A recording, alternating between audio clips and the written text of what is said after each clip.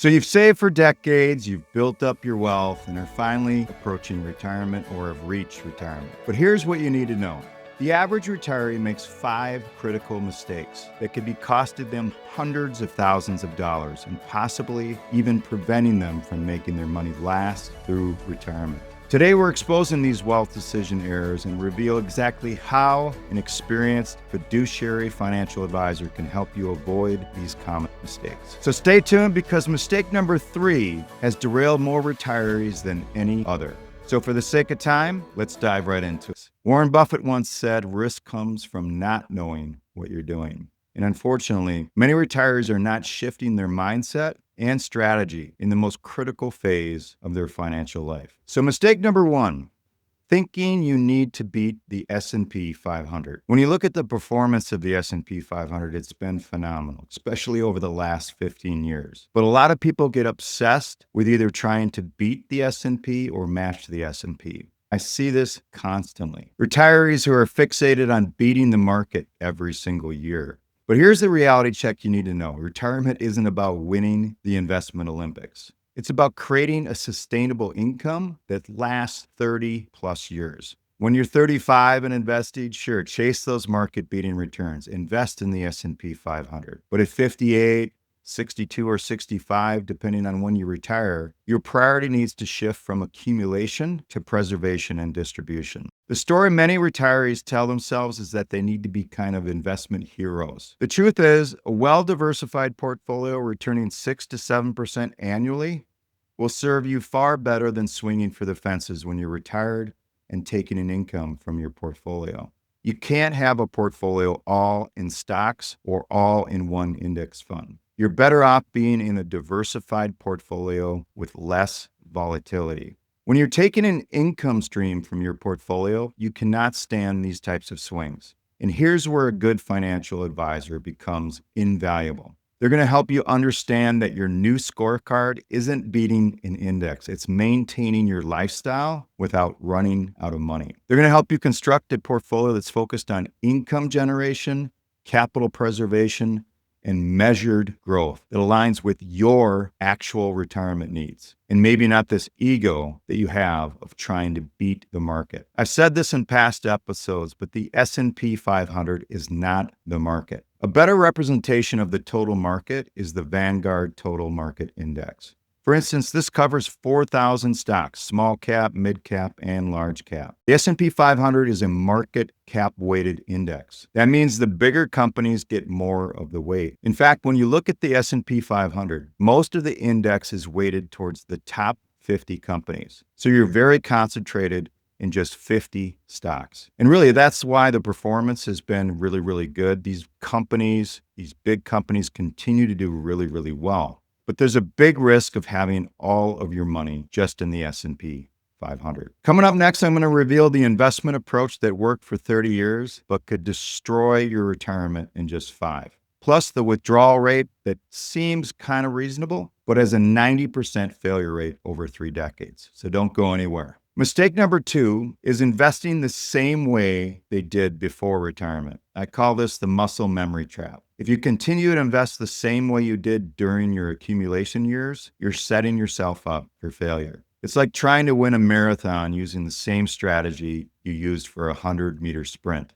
During your working years, you had time on your side. Market volatility was actually your friend because you were buying more shares when prices dropped and buying less shares when the markets were higher. But in retirement, the sequence of returns is a risk that becomes your enemy. If the market drops 30%, for instance, in your first few retirement years while you're withdrawing money, you could do a lot of damage to your portfolio's ability to recover. Jack Bogle, founder of Vanguard, wisely noted that time is your friend and impulse is your enemy. In retirement, we need to modify this wisdom. Consistency becomes your friend and major portfolio swings become your enemy. A good financial advisor is going to restructure your investment approach for this new phase of life. They might recommend a more conservative allocation that's designed for taking in income. They'll probably focus on some dividend-producing strategies to create that income you're going to need. So no matter what is going on in the stock market, whether the market's flat or down, you're getting some dividend income to help give you a paycheck in retirement. Investing in retirement is much different than investing for retirement. Mistake number 3 is taking unsustainable withdrawals over 6%. And this is a big one.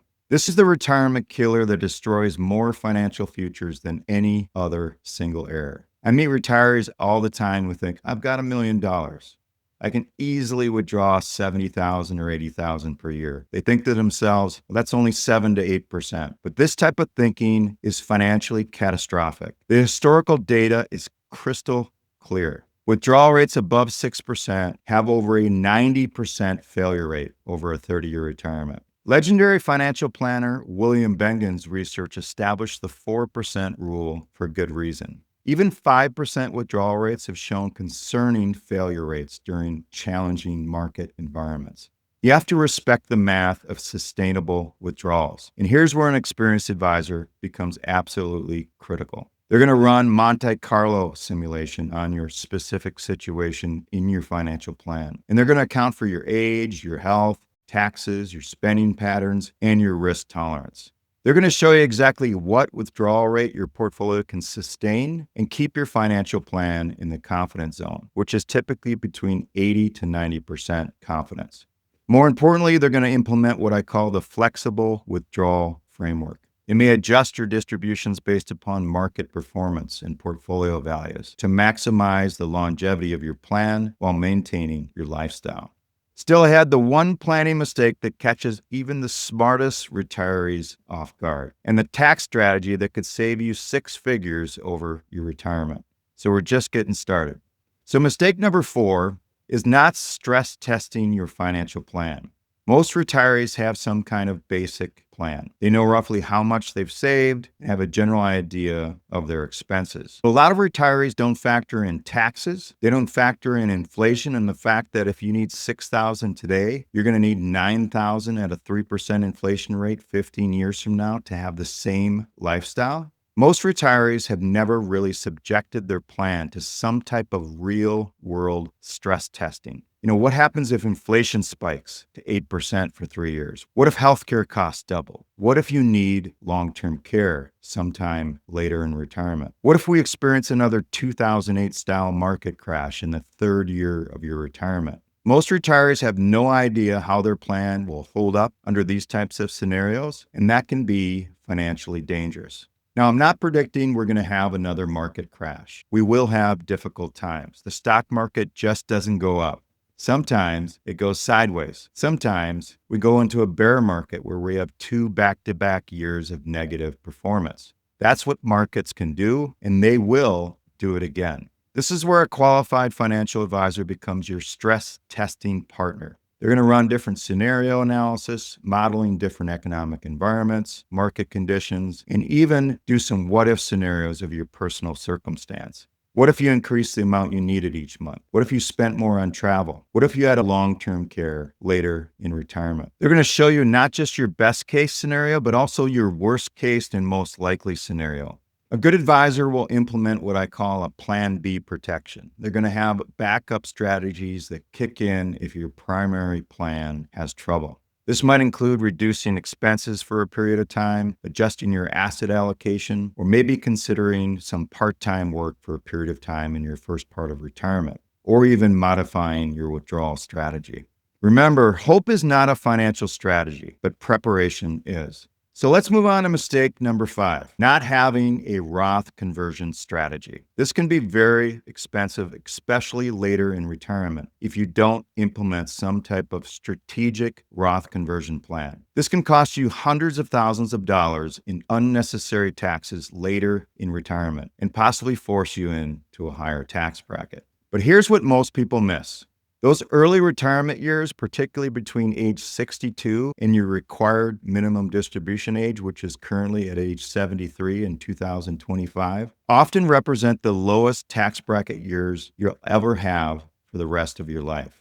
If you're living off savings and Social Security, you might find yourself in the 12 or 22% tax bracket, much lower than the 32% or higher tax brackets you might face once RMDs kick in. Tax expert Ed Slott frequently said the IRS has been your partner all these years, but now they want to be your senior partner.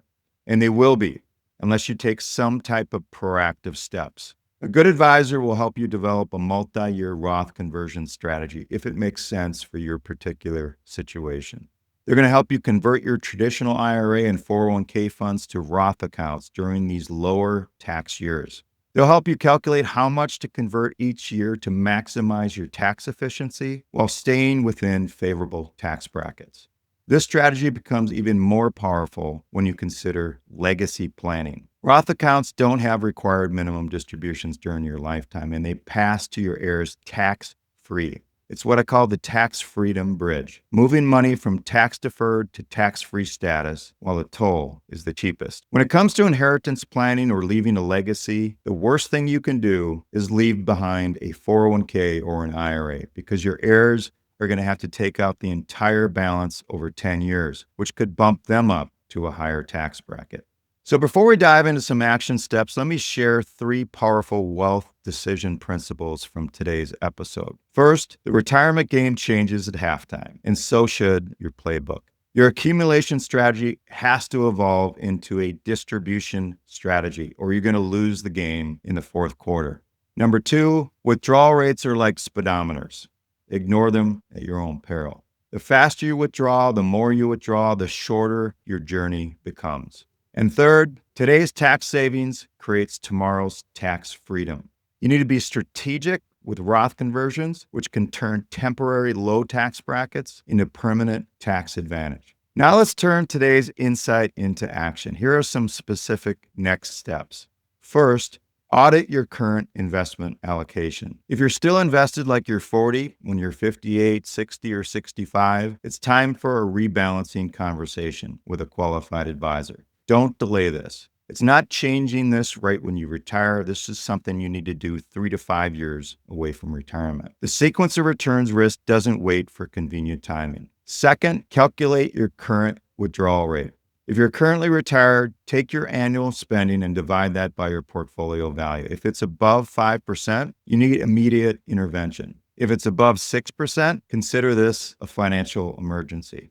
Third, stress test your financial plan. Finding an advisor who uses comprehensive planning software and can show you how your plan would perform under various economic scenarios. Don't accept a surface level analysis. Fourth, evaluate your Roth conversion opportunity. If you're in your early retirement years or between jobs, you might be in the lowest tax bracket you'll see for decades. This could be worth 6 figures in tax savings over your lifetime. And fifth, recognize that retirement planning isn't a do-it-yourself project for most people. I think the stakes are too high and the mistakes are too costly. And always remember, retirement should be the reward for decades of hard work and smart saving. Don't let these 5 mistakes steal your financial security and peace of mind. Every day we have the opportunity to make better decisions around our money and our life. And today's decisions about these 5 areas could be the most important financial choices you make. So that's it for today's episode, 5 retiree mistakes and how an advisor can help. So I have a book coming out called Momentous Decisions, 7 Steps to Better Health, More Wealth, and a Richer Life. You can go to momentouswealthadvisors.com to pre-order your copy. And if you'd like to schedule a discovery call with me, there'll be a link in the description of this video. I'm new to YouTube. I've been doing an audio podcast for the last year. So help me grow my channel, like it, subscribe, share it on social media. My goal with the Wealth Decisions podcast is to reach over 100,000 people in the Twin Cities and beyond so that people can live a richer life.